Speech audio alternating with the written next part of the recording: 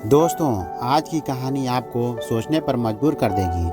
अक्सर हम कई मौके पर कुत्तों का नाम लेकर मिसाल दिया करते हैं। किसी को गाली देते हैं तो कुत्ते का नाम जुबान पर आ जाता है। गाली आदमी को देते हैं पर नाम कुत्ते का बदनाम होता है।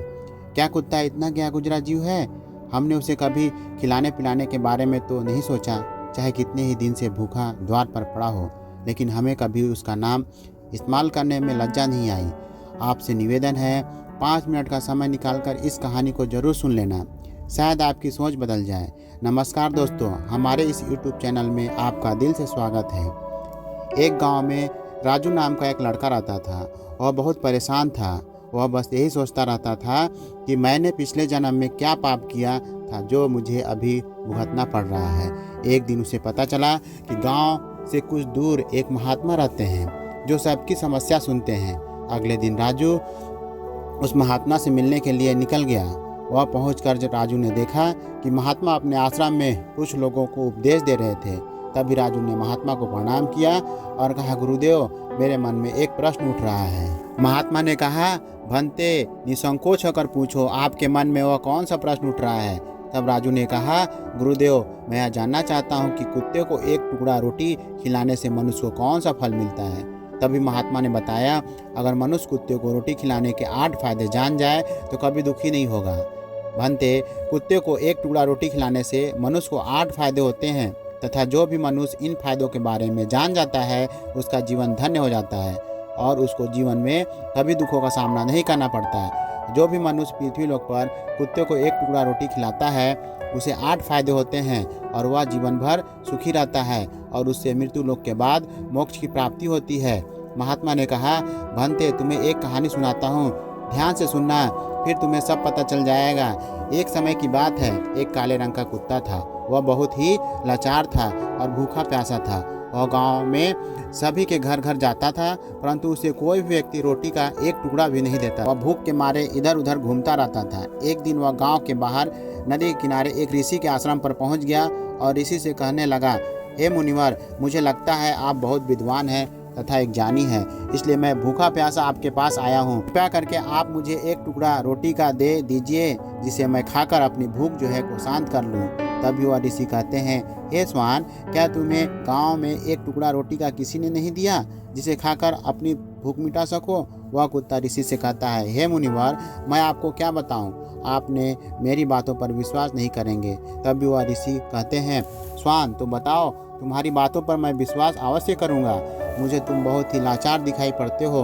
तभी वह कुत्ता कहता है, ठीक है मुनिवर, मैं आपको अपनी जो है बीती बताता हूँ। कुत्ता ऋषि से कहता है, हे मुनिवर, दुनिया के लोगों पर हम पर रहम करो। हमारा कोई घर नहीं होता, कोई आसरा नहीं होता, कमा कर खाने हमें नहीं आता, हमें वस्त्र भी पहनने का इंतजाम नहीं है, इसलिए सर्दी गर्मी और बरसात में हम ऐसे ही घूमते रहते हैं। हमें पढ़ना लिखना भी नहीं आता मुनिवर, इस तरह हमें अनुशासन नहीं आता, हमें आपकी तरह बोलना नहीं आता। यह हमारा दुर्भाग्य ही समझिए, परंतु हमें आपकी तरह भूख भी लगती है, चोट लगने पर हमें आपकी तरह पीड़ा भी होती है, हमें आपकी तरह रोना भी आता है। बस इन्हीं 3 कामों में हम आपकी बराबरी करते हैं, इसलिए हम पर दया दिखाइए, हमें और कष्ट मत दीजिए। ईश्वर ने हमें वैसे ही कष्ट देकर ही भेजा है। ऊपर से आप लोग हमें परेशान करते हैं। हम आपकी तरह मनुष्य नहीं हैं, हम पराधीन जीव हैं। जब हमारा जन्म हुआ उस समय हमारे आँख कान बंद थे। कह नहीं सकते कि उस समय आपके जन्म पर जैसे नाच गाना होता है, बाजे बजते हैं, खुशी मनाई जाती है, हमारे जन्म पर भी यह सब हुआ होगा। हमारे जन्म पर भी किसी ने खुशियाँ मनाई होगी। हम जिस बिछौने पर थे वह रुई का नरम तो था, सर्दी बिल्कुल नहीं लगती थी। मन में सोच रहा था कि किसी बड़े घर में पैदा हुआ हूँ, लेकिन जब हमारी आँख खुली तो मैंने देखा कि हमारी माँ, जिसे आप लोग कुतिया बोलते हो, वह अपने 5 बच्चों को छाती से चिपकाकर एक राख के ढेर में पड़ी थी।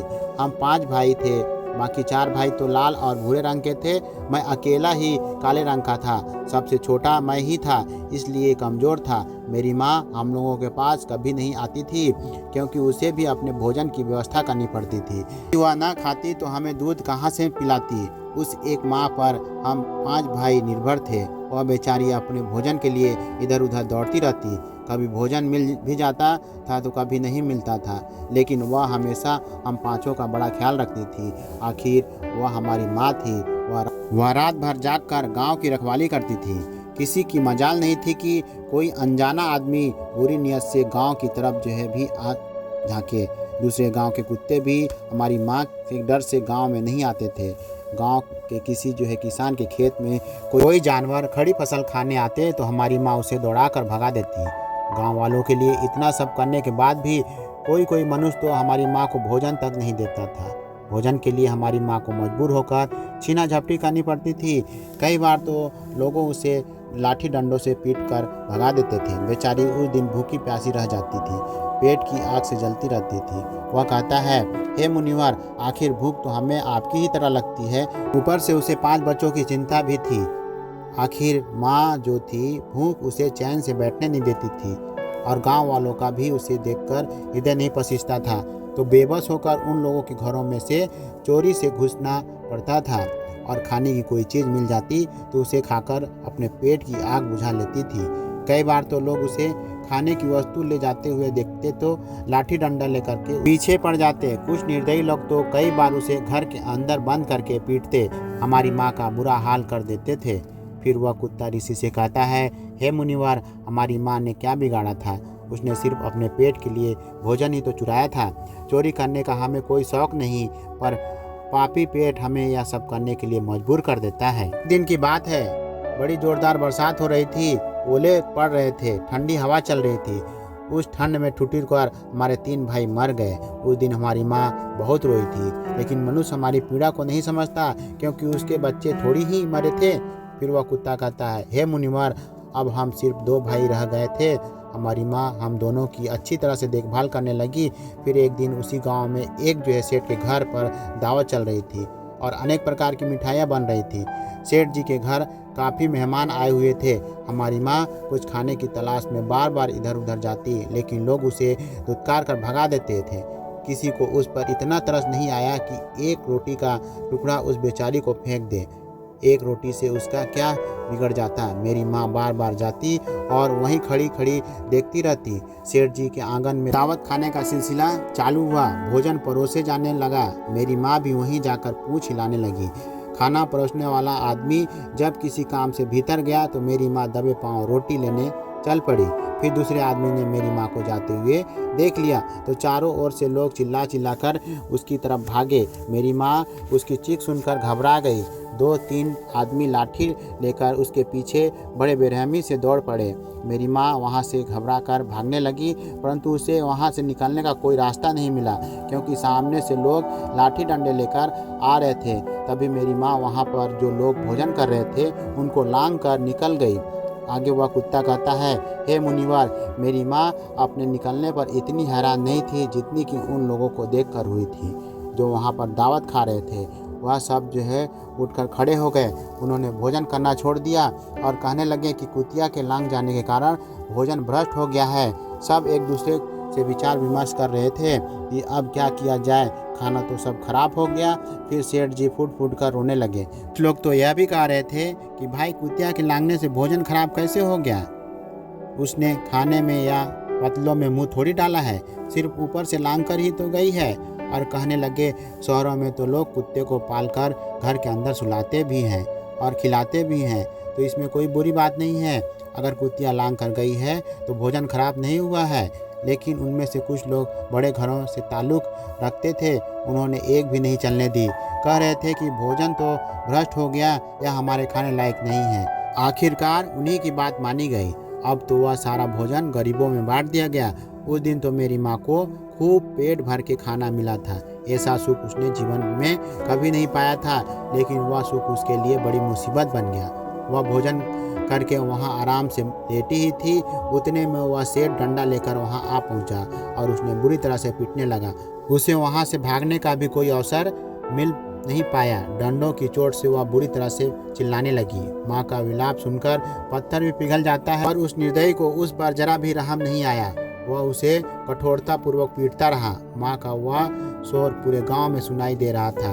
तब कुछ लोग आए और उसे समझाते हुए बोले, सेठ जी जाने दो, सेठ जी जाने दो, भूख से तो आदमी की भी बुद्धि भ्रष्ट हो जाती है। यह तो एक पशु है, इसे अच्छे बुरे का क्या ज्ञान।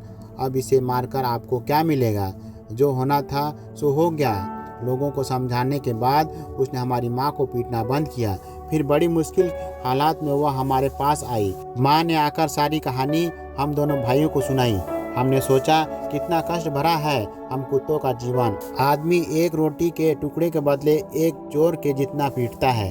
बेकार हैं ऐसे लोग जो हम लोगों की पीड़ा को नहीं समझते। वह कुत्ता कहता है, हे मुनिवर, एक दिन की बात है, उसी गांव के बाहर एक ब्राह्मण आकर ठहरा हुआ था। उसने अपने भोजन के लिए एक जगह चूल्हा बनाया और उस पर दाल बनाने के लिए रख दी। उसके बाद आटा गूंद कर रख दिया। वह वहीं पास के कुएं पर पानी लेने चला गया। इधर कहीं से मेरी माँ भी घूमती हुई वहां पर पहुंच गई। उसने आटे को देख लिया। सोचने लगी कि शायद इस आटे का कोई मालिक नहीं है। यही सोचकर वह उस आटे को खाने लगी। उधर उस ब्राह्मण ने कुएं के पास से देखा कि उसका आटा एक कुतिया खा रही है, तो वह बड़ा दुखी हुआ। वह बेचारा रोने लगा, क्योंकि वह भी 2 दिनों तक भूखा था और थका हुआ था। कुछ लोगों ने उसे कहा, अरे ब्राह्मण देवता, इस कुतिया ने तुम्हारा भी आटा बिगाड़ दिया। कल तो इसने सेठ जी की पूरी रसोई बिगाड़ कर रख दी थी। ब्राह्मण दुखी होता हुआ बोलता है, भाई मुझे क्या मालूम था यह दुष्ट कुतिया मेरे आटे को खाने के लिए घात लगाए बैठी है। ब्राह्मण ने ना आओ देखा न ताओ, लाठी लेकर उस कुतिया के ऊपर टूट पड़ा। माँ उस आटे को ठीक से खा भी नहीं पाई थी, पर उससे ज्यादा कि उस पर लाठी बरस गई। महीनों तक मेरी माँ लड़खड़ाते हुए घूमती रही। तब उस दिन समझ आया कि आदमी कितना खुदगर्ज है। हम उसका कोई भी कार्य करते हैं तो भी वह हमें नहीं समझता। आगे वह कुत्ता कहता है, हे मुनिवर, हमारी कमी यह है कि हम उन्हीं मतलबी इंसानों के अधीन रहना चाहते हैं, जो हमें कष्ट देता है, जो हमें प्यार से खिलाता है। हम उसके कितने काम आते हैं यह नहीं पता। उसके घर की रखवाली तो करते ही हैं, साथ ही साथ और भी बहुत सारे लाभ हैं जिन्हें मनुष्य नहीं जानता। महात्मा ने कहा, यदि मनुष्य कुत्ते को रोटी खिलाने के फायदे जाने तो अपने जीवन में होने वाले नुकसान से बच सकता है। आज मैं आपको बताऊंगा कुत्ते को रोटी खिलाने के 8 फायदे। मनुष्य को पता नहीं है कि जब भी घर में रोटी बनाई जाती है तो सबसे पहले गौ माता की होती है और पिछली रोटी कुत्ते की होती है। महात्मा ने कहा, ऐसा ही विधान भगवान ने बनाया था, लेकिन भगवान के बनाए उस विधान को भूलकर मनुष्य अगली और पिछली रोटी स्वयं ही खा जाता है। इसका दुष्प्रभाव उसके जीवन पर पड़ता है। कुत्ता वह प्राणी है जिसको रोटी खिलाने से मनुष्य के जीवन में पड़ने वाले ग्रहों के दोष भी दूर हो जाते हैं। महात्मा ने कहा, कुत्ते को रोटी खिलाने का पहला फायदा, कुत्ते को रोटी खिलाने से क्षण का नकारात्मक प्रभाव कम हो जाता है। शनि ग्रह जब अपनी कुदृष्टि डालता है तो हर मनुष्य बर्बाद हो जाता है। जिस व्यक्ति पर उसकी महादशा का आरंभ हो जाता है तो बने बनाए काम अपने आप बिगड़ने लगते हैं और वह मनुष्य आर्थिक तंगी का शिकार हो जाता है। उस स्थिति में व्यक्ति यदि कुत्ते को रोटी खिलाता है तो उस पर शनि ग्रह का दुष्प्रभाव बहुत ही कम हो जाता है। कुत्ते को रोटी खिलाने का दूसरा फायदा, कुत्ते को रोटी खिलाने से भाग्य आपके पक्ष में हो जाता है। आपके घर के अंदर नकारात्मक शक्ति नष्ट हो जाती है। कुत्ते को रोटी खिलाने का तीसरा फायदा, कुत्ते को रोटी खिलाने से माता लक्ष्मी प्रसन्न हो जाती है और आपके घर में धन दौलत की कभी कमी नहीं रहती। कुत्ते को रोटी खिलाने का चौथा फायदा, कुत्ते को रोटी खिलाने से आपके ऊपर कर्ज नहीं चढ़ता और जो पहले से आप कर्जदार हैं उससे भी मुक्ति मिल जाती है। कुत्ते को रोटी खिलाने का पांचवा फायदा, कुत्ते को सुबह शाम भोजन देने से आपका व्यापार बहुत अच्छे से चलता है।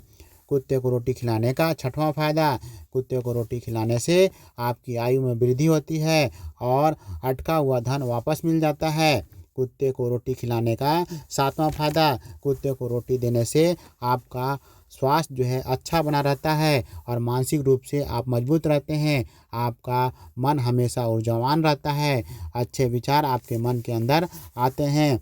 कुत्ते को रोटी खिलाने का आठवां फायदा, कुत्ते को रोटी खिलाने से भगवान प्रसन्न रहते हैं, क्योंकि भगवान को समस्त जीवों की चिंता रहती है और जो समस्त जीवों पर दया खाता है भगवान भी उस मनुष्य को हमेशा प्रसन्न रखते हैं। भगवान की कृपा सदैव उस परिवार पर बनी रहती है। आपने अपने बूढ़ों बड़ों से सुना होगा, कहते हैं कि जब कुत्ता रोता है तो अपशगुन होता है, कोई संकट आता है, किसी की मृत्यु होती है, इसलिए कुत्ते को कभी रुलाना नहीं चाहिए। इस प्रकार से महात्मा ने राजू को कुत्ते को रोटी खिलाने के 8 फायदे बताए और जो भी मनुष्य कुत्ते को रोटी खिलाता है तो उसे इन 8 फायदों का फल प्राप्त होता है।